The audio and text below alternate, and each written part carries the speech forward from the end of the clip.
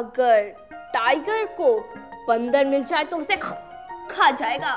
Party हो जाएगी। और अगर ये हिरन मिल जाए फिर तो वाव वाव वाव, ग्रैंड सेलिब्रेशन होने। और हिरन तो वेजिटेरियन है, उसे लगता है टाइगर से डर।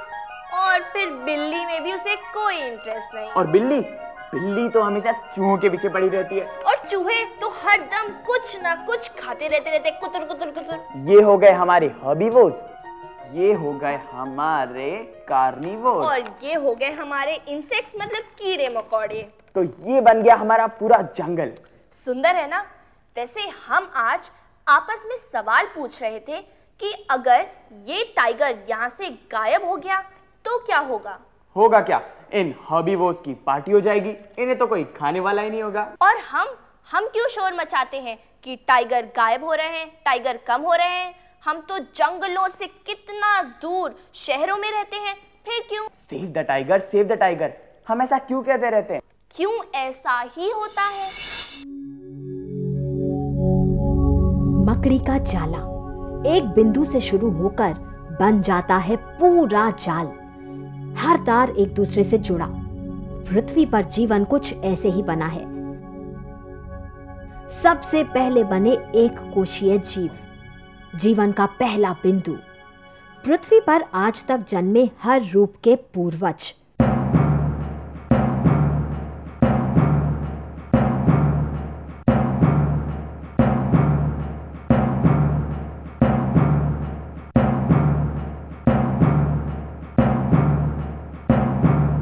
इस वेब ऑफ लाइफ में हर एक का अपना स्थान। चलते हैं जंगल के अंदर, जंगल जहां बाघ है।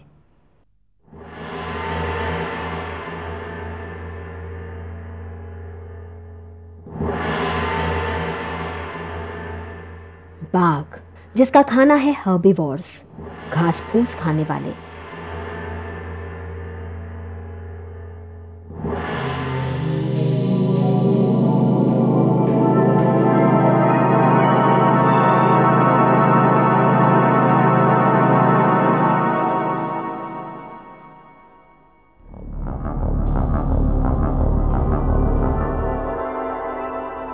सोचिए, अगर टाइगर खत्म हो जाए तो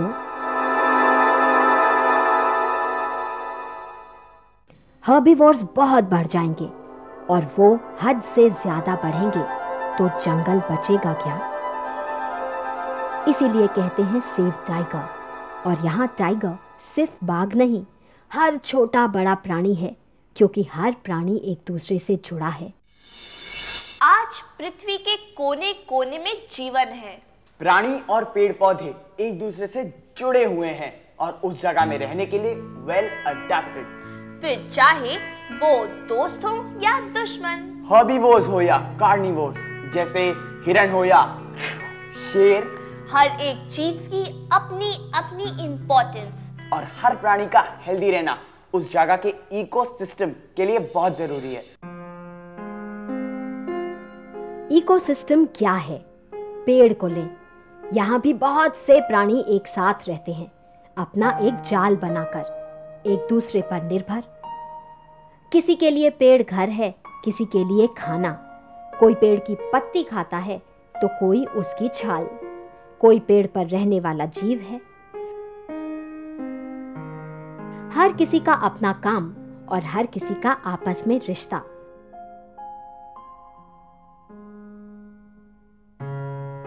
ये चींटे डाल से निकलने वाले मीठे रस को पीते हैं, बदले में पेड़ की रक्षा करते हैं। मजाल है कि कोई कीड़ा मकोड़ा यहाँ आकर पेड़ को नुकसान पहुंचाए।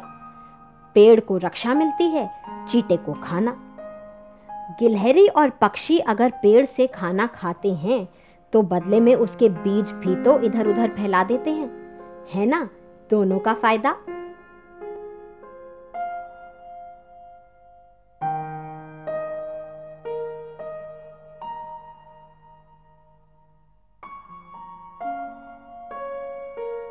इकोसिस्टम में दोस्त भी रहते हैं, दुश्मन भी। सांप और पक्षी में कोई दोस्ती नहीं, लेकिन कभी सांप जीतता है, कभी पक्षी बच जाता है, और दोनों की संख्या में संतुलन बना रहता है। यही इकोसिस्टम को स्वस्थ रखता है।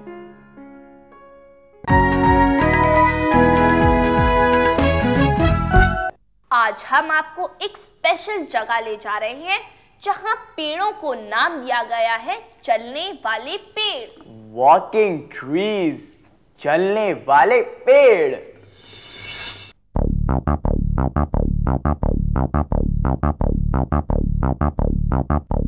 चलने वाले पेड़, मैनग्रोव्स, उन्हें देखने हम भी चल पड़े हैं एक स्पेशल नेचर वॉक पर। चलने वाले पेड़ नाम क्यों पड़ा, उसकी भी कहानी। आज से करोड़ों साल पहले पेड़ों का जंगलों में बोलबाला था। ऐसे में नदी किनारे उगने वाले कुछ पेड़ों ने नई जगह पर बसने की कोशिश शुरू की। कई हजार वर्षों तक अपने में बदलाव लाकर वो उन जगहों पर बस गए जहां पहले कोई नहीं रहा था, जहां समुंदर का ज्वार और भाटा पानी को ऊपर लाता था तो कभी पीछे खींच लेता था। मतलब थोड़ा नदी का मीठा पानी और थोड़ा समुंदर का नमक, साथ में खिसकती मिट्टी। लेकिन मैनग्रोव्स ने अपने आप को इसके लिए अच्छी तरह ढाल लिया है। सबसे मज़ेदार अडेप्टेशन उनकी जड़ें, सहारा देने वाली स्टिल ट्रूथ्स, ताकि पानी के साथ आगे पीछे ना हो पेड़। साथ में न्यूमैटोफोर्स, हवा में सांस लेने वाली जड़ें, ये नीचे नहीं ऊपर की तरफ उगती हैं। नमक से निपटने का काम जड़ें और पत्तियां मिलकर करते हैं।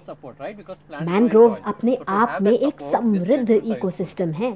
बहुत सी मछलियां, पक्षी, तरह तरह के कीड़े मकोड़े और प्राणियों का घर। बहुत सी दवाएं और काम की चीजें हमें देते हैं mangroves. is covered with water, so there is no air. But कई दवाएं और काम की चीजें मिलती हैं इन अजब पेड़ों से। मैनग्रोव्स समुद्र की तूफानी हवाओं को रोकता है, पानी की उछाल को एक स्पीड ब्रेकर की तरह कम करता है और मिट्टी को पकड़ कर रखते हैं। सुनामी जैसे खतरों के विनाश को कम करते हैं मैनग्रोव्स।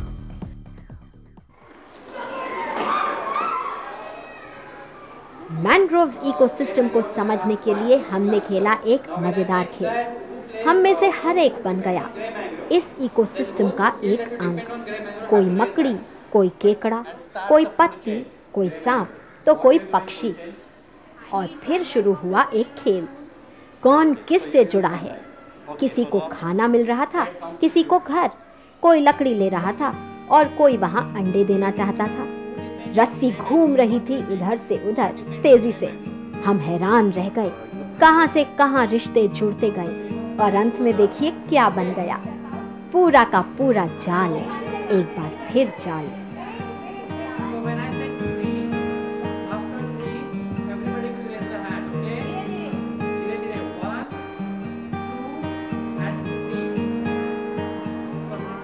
हम में से एक भी अपना हाथ खींचता, मतलब ज्यादा ताकतवर बन जाता, तो बाकी सब भी खींच जाते। यही तो है वेब ऑफ लाइफ, एक ऐसा ताना बाना जिसमें हर एक दूसरे से जुड़ा है। मकड़ी के जाले जैसा हमारा वेब ऑफ लाइफ, मानो एक एक तार जैसे एक एक प्राणी। मुझे तो बड़ा फैसिनेटिंग लगता है। इतने तरह के जानवर, पेड़ पौधे, पंछी, बिच्छू, मछलियाँ, और साथ में हम। देखा जाए तो पृथ्वी पर सिर्फ एक नियम काम करता है, survival, survival of the fittest. Dinosaur कितने विशाल, कितने ताकतवर, फिर भी वो पृथ्वी पर जिंदा नहीं बच पाए। चीता सबसे तेज दौड़ लगाने वाला, वो भी जंगलों से गायब हो चुका है।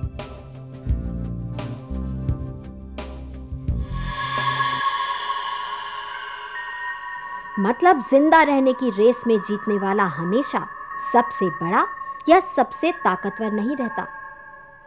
जिंदा तो वो रहता है जो अपने आप को बदल सके, अडैप्ट हो जाए। माना जाता है कि मनुष्य की उत्पत्ति कुछ इस क्रम में हुई।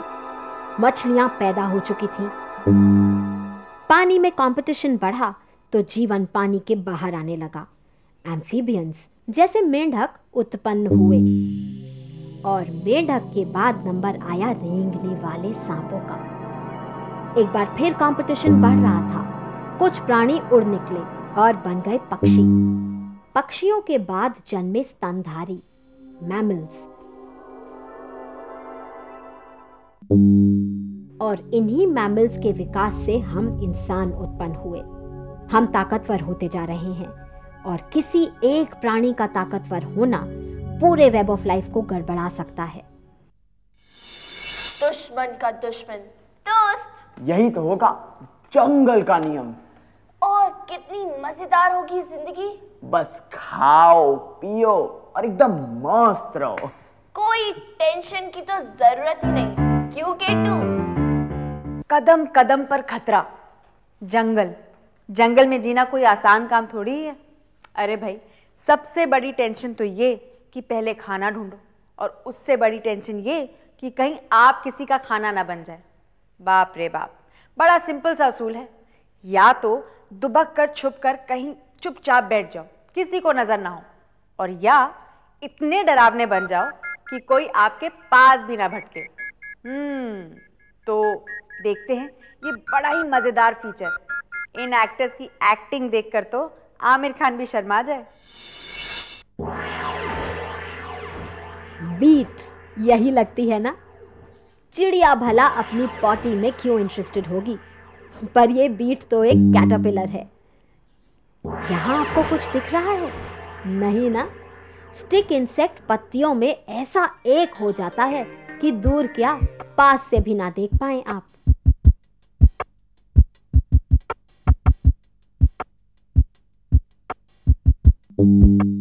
कैमोफ्लेज बचाव का एक अच्छा तरीका है।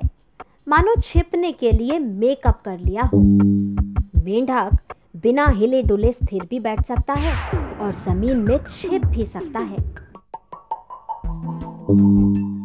कुछ तो है नाजुक पर धोखेबाज बहरूपिये।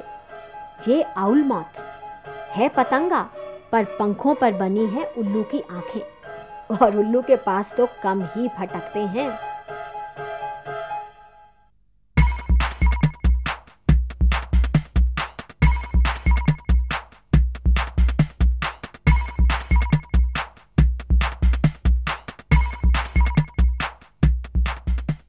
गिरगिट रंग बदलने में माहिर, और यही रंग बदलने की विशेषता उसे हमारी और अपने दुश्मनों की नजर से छुपा कर रखती है। वैसे गिरगिट का रंग उसके मूड के साथ भी बदलता है। अडैप्टेशन के साथ बचाव के तरीकों में वैरायटी आ गई है। कुछ सांप और बिच्छुओं को विष मिल गया है, और कुछ प्राणियों जैसे कछुओं को मिल गए हैं कठोर कवच।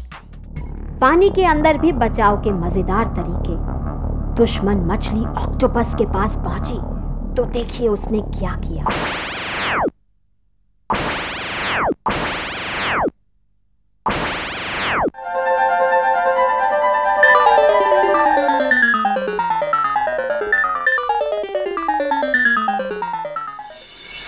हथकंडे? कैसे कैसे हथकंडे? अरे जान बचाने का सवाल जो है। ऑक्टोपस दुश्मन से अपनी जान बचाने के लिए एक इंकी लिक्विड छोड़ता है। ये इंकी लिक्विड पानी को काला कर देता है। दुश्मन को कुछ दिखाई नहीं देता, वो कंफ्यूज हो जाता है और ऑक्टोपस हो जाता है उड़नछू। और छिपकली दुश्मन से अपनी जान बचाने के लिए अपनी पूंछ को बॉडी से अलग कर देती है। दुश्मन पूंछ को देखता रहता है, तब तक छिपकली गायब। और सबसे इम्पोर्टेंट तो होते हैं कुछ सांप, जो दुश्मन को देखते ही ऐसे एक्टिंग करते हैं मानो मरे पड़े हो। एकदम स्टिल, बिल्कुल नहीं हिलेंगे। दुश्मन को लगता है कि वो मर गए और वो उन्हें छोड़ के चले जाते हैं। इसीलिए तो कहते हैं हथकंडे। कैसे कैसे हथकंडे?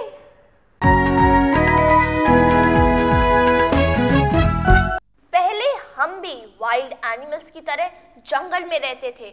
हमारा एक ही लक्ष्य और एक ही नियम, जंगल का नियम, सर्वाइवल ऑफ द फिटेस्ट। फिर हम विकसित हो गए। हम गांव और शहर में बस गए। Buildings, cars, factories, machines, computers, अब तो हमारी लाइफ बिल्कुल बदल गई है और जंगल के कानून भी हम पर लागू नहीं रहे। और हमारा तो कोई दुश्मन भी नहीं है। पर इस बारे में कीटू का क्या कहना होगा? मैं बहुत बहुत बहुत बहुत हैरान हूँ और आप भी हैरान रह जाएंगे। क्या आप जानते हैं हमारे शरीर के अंदर हर वक्त लाखों करोड़ों दुश्मन घुसते रहते हैं। दुश्मन जर्म्स, बैक्टीरिया, वायरसेस, और हर लाइफ फॉर्म की तरह इनका भी एक मकसद है, जल्दी जल्दी मल्टीप्लाई करना और ताकतवर हो जाना। लेकिन इनका ताकतवर होना मतलब हमारा बीमार पड़ना। पर हम भी कुछ कम नहीं हैं। हमारी बॉडी के अंदर भी हैं millions and millions and millions of cells, जिनमें से हर 100 में से एक सेल का काम है हमारी रक्षा करना। तो चलिए शरीर के अंदर चलते हैं, देखते हैं कैसे फाइट सीक्वेंस चल रहे हैं। Tissue tissue tissue. Bacteria, virus, protozoa, fungus, कितने दुश्मन हमारे शरीर में घुसने की कोशिश में रहते हैं, पर हमारा इम्यून सिस्टम एक फौज की तरह हमारी रक्षा करता है।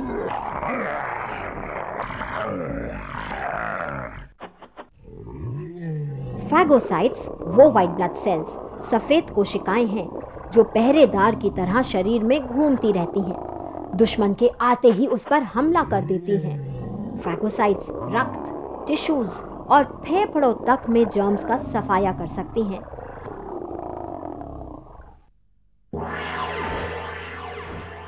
इम्यून सिस्टम का जरूरी अंग है लिम्फ नोड्स। कैप्सूल जैसी नोड्स हमारी हथियार बनाने की फैक्ट्रीज हैं। केमिकल हथियार मतलब एंटीबॉडीज यहीं बनती हैं। इसीलिए कई बार बीमार होने पर हमारी लिम्फ नोड्स फूल जाती हैं।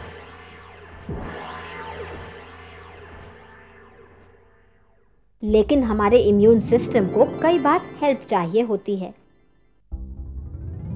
और यही काम आती है मेडिकल साइंस और डॉक्टर्स। टीके, इम्यूनाइजेशन या वैक्सीन्स। वैक्सीनेशन में हमारे अंदर कुछ ऐसे जर्म्स भेजे जाते हैं जो कमज़ोर हैं और हमें बीमार कर ही नहीं सकते। लेकिन हमारा इम्यून सिस्टम तो बन जाता है बुद्धू और कर देता है हमला। एंटीबॉडीज़ बननी शुरू हो जाती हैं। हमारा इम्यून सिस्टम उस शत्रु को पहचान लेता है और उससे निपटना सीख लेता है। अब फ्यूचर में हमें ये असली जर्म्स मिल भी जाएं, तो हमारा इम्यून सिस्टम उसका खात्मा कर देता है। अब समझ में आया कि कभी-कभी टीके लगाने के बाद हमें हल्का हल्का बुखार क्यों आता है। लेकिन दीपिका, क्या सांपों को भी बुखार होता होगा? क्या मतलब? सांपों को, मकड़ियों को, मेंढक को, मतलब जो कोल्ड ब्लडेड एनिमल्स हैं। ओह, कोल्ड ब्लडेड मतलब वो जो अपना बॉडी टेम्परेचर खुद चेंज नहीं कर सकते। क्या उनको भी बुखार होता होगा? वाह, क्या K3 है K2 के लिए? क्या मेंढकी को भी बुखार होता है? बुखार? तो क्या दीपिका और शिवम ये पूछना चाह रहे हैं कि जो जानवर अपनी बॉडी का टेम्परेचर रेगुलेट नहीं कर पाते उन्हें भी बुखार होता है?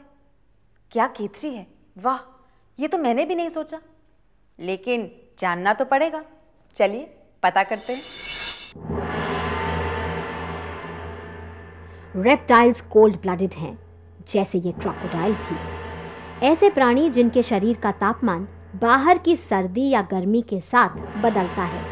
उन्हें गर्मी या ठंडक बाहर के सोर्सेज से मिलती है। फिर क्या ऐसे प्राणियों को बुखार होता है? इन्फेक्शन से लड़ने के लिए बुखार, शरीर में घुसाए जर्म्स को खत्म करने के लिए बुखार। साइंटिस्ट्स ने एक बड़ी इंटरेस्टिंग बात पता की है, वो ये कि रेप्टाइल्स भी इन्फेक्शन होने पर अपने शरीर को सामान्य से ज्यादा गर्म कर लेते हैं। वो ऐसा धूप सेक कर या फिर अपनी सांस पर नियंत्रण करके करते हैं।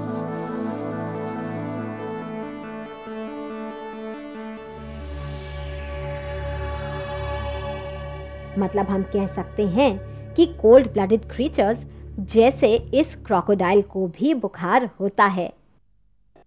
हम रोज नहाते हैं, ब्रश करते हैं, बालों में तेल लगाते हैं, कंघा भी मारते हैं। और ये क्यों करते हैं ये तो आप सब जानते ही हैं। लेकिन क्या पक्षी भी ये सब करते हैं? मतलब कंघा मारना, तेल लगाना, बनना, संवरना। अरे आप लोग तो हंसने लगे, मैं तो बहुत सीरियस हूँ। मैं बात कर रही हूँ अपने कॉन्टेस्ट के रिजल्ट की। देखना चाहेंगे? प्रीनिंग, पंखों की देखभाल, साफ सफाई, तरीका नहाना धोना भी, चोट से साफ सफाई भी और तेल लगाना भी।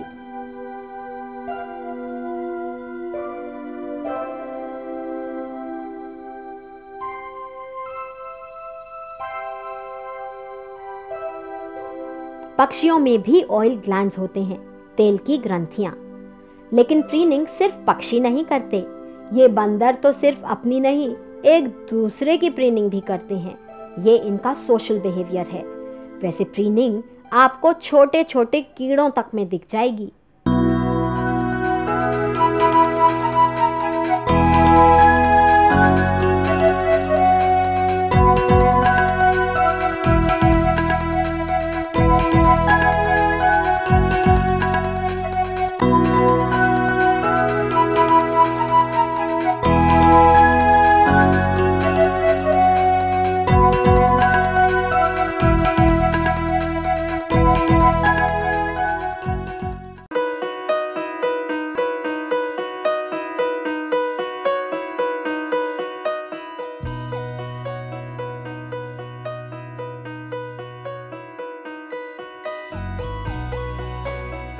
पच्चीस साल का लंबा सफर और लाखों लोगों के चेहरों पर खिलती मुस्कान, गर्व और गरिमा से जीने की प्रेरणा देती मुस्कान, आत्मसम्मान और विश्वास से पैदा हुई मुस्कान। इन खिलते चेहरों पर ये मुस्कान आई है शिक्षा के जरिए। ये मुस्कान आई है national institute of open schooling यानी NIOS के जरिए। National institute of open schooling या राष्ट्रीय मुक्त विद्यालयी शिक्षा संस्थान, इस संस्थान का एक बड़ा उद्देश्य है आम आदमियों के जीवन को बेहतर बनाना। ऐसे लोग जिनके लिए शिक्षा एक दूर का सपना है, या वे बच्चे जो परिवार की रोजी रोटी कमाने के लिए बीच में ही स्कूल छोड़ने पर मजबूर हो जाते हैं। NIOS ऐसे बच्चों और बड़ों को दोबारा शिक्षा से जुड़ने का मौका मुहैया कराता है ताकि वे एक बेहतर जीवन जी सकें।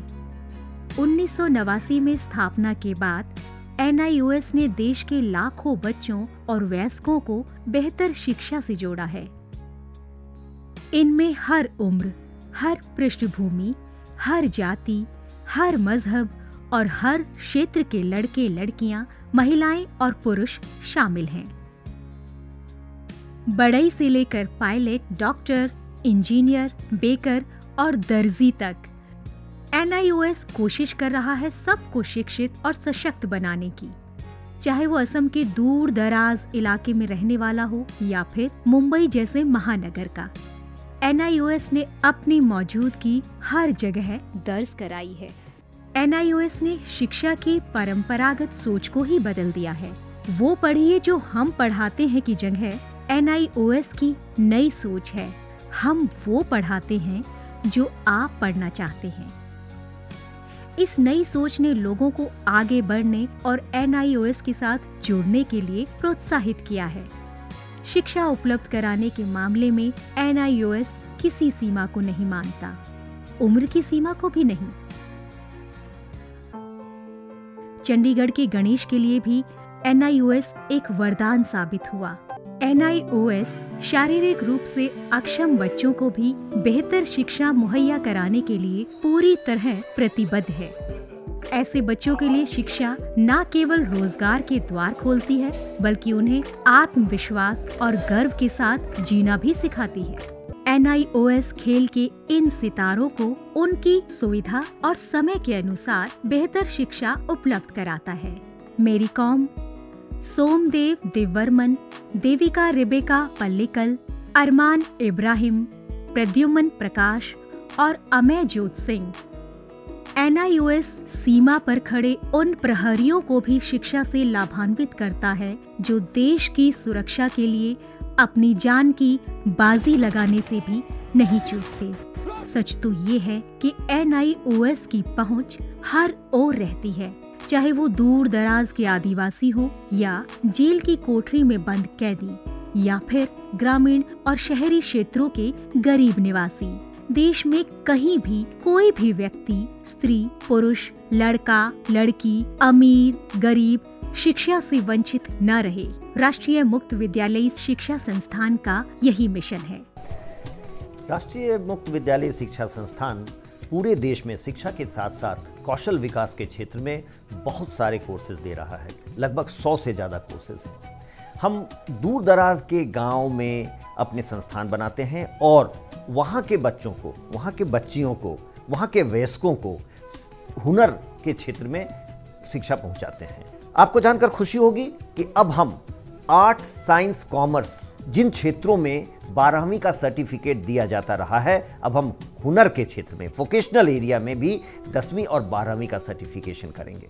तो वो बच्चे जो कृषि से जुड़े हुए हैं, कारपेंट्री से जुड़े हुए हैं या दूसरे क्षेत्रों से जुड़े हुए हैं, वो अपने ही क्षेत्र में काम करेंगे, सीखेंगे, हुनर पैदा करेंगे अपने में और सर्टिफाइड भी होंगे कि वो सर्टिफाइड कृषक हैं, खेतिहर हैं। तो आज तक जो हमारे देश में ये सोच रही है कि आप 12वीं पास तभी कहे जाएंगे जब भूगोल, अर्थशास्त्र, भौतिकी ये पढ़ेंगे, अब ये समय बदल गया है। ITI में जितने बच्चे पढ़ते हैं, लगभग 18 लाख बच्चे हर साल दाखिला लेते हैं। अब हम उनको सर्टिफिकेशन करेंगे। NIOS अपने छात्रों को माध्यमिक स्तर पर 26 और उच्च माध्यमिक स्तर पर 19 विषयों का विकल्प देता है। पढ़ाई किस माध्यम से करनी है, इसमें भी आपको लचीलापन मिलेगा। माध्यमिक स्तर पर ही 7 भाषाओं के अलग अलग माध्यमों का विकल्प मौजूद है। शैक्षणिक कार्यक्रमों के अलावा 86 वोकेशनल शिक्षा कार्यक्रम भी उपलब्ध हैं, जो छात्रों को कामकाजी दुनिया के लिए तैयार करते हैं।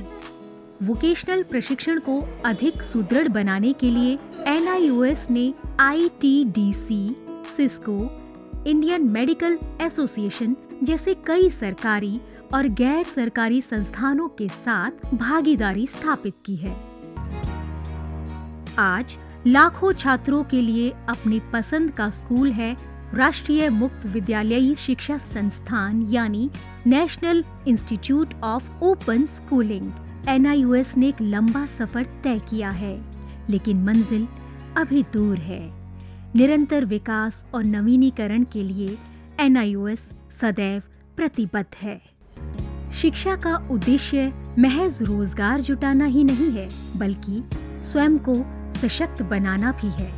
NIOS लाखों छात्रों के लिए यही आत्मसम्मान दिलाने में जुटा है। लाखों लोगों के लिए एक आशा और उम्मीद है। National institute of open schooling.